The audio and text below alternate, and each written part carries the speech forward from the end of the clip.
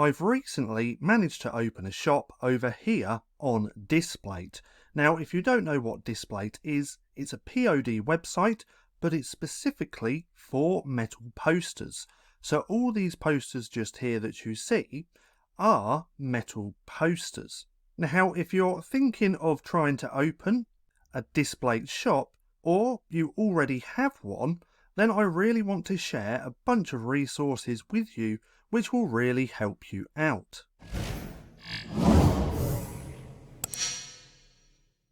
Now, all of the resources which I have here are in no particular order, but the first one is this one, how to tag, name and describe your art to increase sales, plus a little bonus tip. Now, what I'm going to do is also link all of these resources down in the description. Now, if we come through here, it goes on to talk about how to get found on Displate and other search engines. It also goes on to talk about naming your artwork. So first and foremost, you need to be descriptive. A title like Cityscape might be accurate, but it doesn't give users any information about what they're actually looking at. A more informative title might be New York Cityscape at night. Now, someone specifically searching for a design of the New York skyline at night will be able to find your artwork much more easily. Then it goes on to talk about more about naming your artwork. Then there's describing your artwork. So just like the title, you want to be as descriptive as possible. But unlike the title, you have more room to work with. So feel free to really flesh things out, include as many details as you can, like the design subject, what inspired it, the colours used, and so on. This will give potential buyers a better sense of who you are as an artist and what they can expect from your work. So all of this information just here is golden if you want to start selling on Displate. Now, another good part about this little article is all about tagging your artwork. So, to maximise the benefits of tags, we recommend adding relevant tags only, organising them from the most to the least important, and adding keywords that are specifically the subject of the artwork, mood, genre and occasion, location and settings, colours, techniques or mediums used. So again, this article is absolutely golden when it comes to your title, your tags and your description.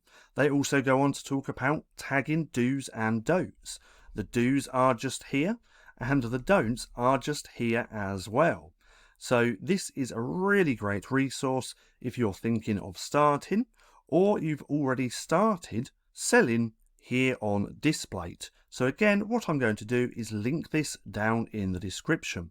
Now, the second resource is this one, and it's all about preparing your artwork. So it goes on to say only HD print quality, high resolution JPEGs, because that's the thing with Displate, they don't accept PNGs or PSDs or any other files, they only accept JPEGs. Now, they talk about image manipulation, as in do not manually increase the pixel dimensions of your images. And it says, if we notice that the uploader is continuously and consciously trying to do that, they reserve the right to suspend or block your account. So that's one thing that you really don't want to do.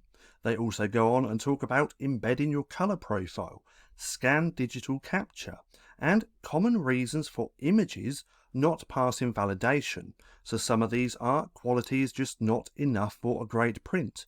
Pixels have been increased. Image far outside the recommended 1.41 ratio. The number of DPI is less than 300. Now, when it comes to me creating my posters, I am using AI to create them, but then I'm also using KITTL to edit them. Now, why is that? Well, this just seems the perfect fit for editing and creating my posters, because we can now have multiple artboards, which is just pages on this canvas, which means I can make variations of the same design. But also, if we look over here, we can actually increase that DPI to whatever we want. Now, some more reasons are logo, watermarks, and borders added. Text content from the edge is less than 200 pixels for the file with min. Size 4060 by 2090. Multiple uploads of the same image with slightly changed color palettes. And the whole content of the design not included in one uploaded file. So again, this is another great resource and is going to be down in the description. Now I still have a couple more to share with you, and it's this one just here, which is the Displate Shop Handbook. Now on here, they just go on to explain a lot of stuff that you need to do. One of them being making your profile awesome, preparing your artwork for upload. So you need a high quality images, which is JPEG. Your file should be at least 2900 by 4060, and you need to have that 300 dpi. It tells you a lots of don'ts just here, and goes on to talk about how to make your design easy to find and sell, building collections, and that is it. So this is just another great resource. Another one is this one just here, and that's how to get your artwork approved. So if we have a quick scan through this, we can see a file preparation checklist. So to be sure of good quality of the final print, your files must comply with our guidelines. This is appropriate resolution, specific ratio, and color profile. So the shortest side should be 2900. The image should be at least 2900 by 4060. Now I personally, when I'm creating mine, I actually have these dimensions just here, which are the recommended dimensions, and that's 4000 by 5600. You need that 300 dpi. The maximum size of the file must be 30 megabytes or lower, and you should go for the sRGB color profile. Now it goes on to talk about more things that you really need to do, and talks about the most common reasons for rejecting designs. Again, bad quality images, manually increased pixel dimensions, filters, text, frames, multiple uploads, bad quality images. So it goes on to explain in detail about bad quality images. The same with manually increasing pixel dimensions, along with filters, and some really great information.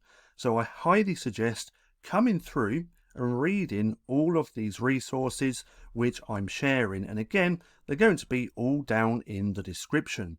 But that's all of the resources that I wanted to share. Really come through and read all of these, because it's vital if you want to sell or if you are already selling here on Displate. Now if you do want to sell on Displate, you can come over to here where it says displate.com/open shop. Now one thing to note, and that is you can't just come through, open a shop and start selling straight away here on Displate. What you want to do is create a whole portfolio of your best work and then send them an email with that link to your portfolio.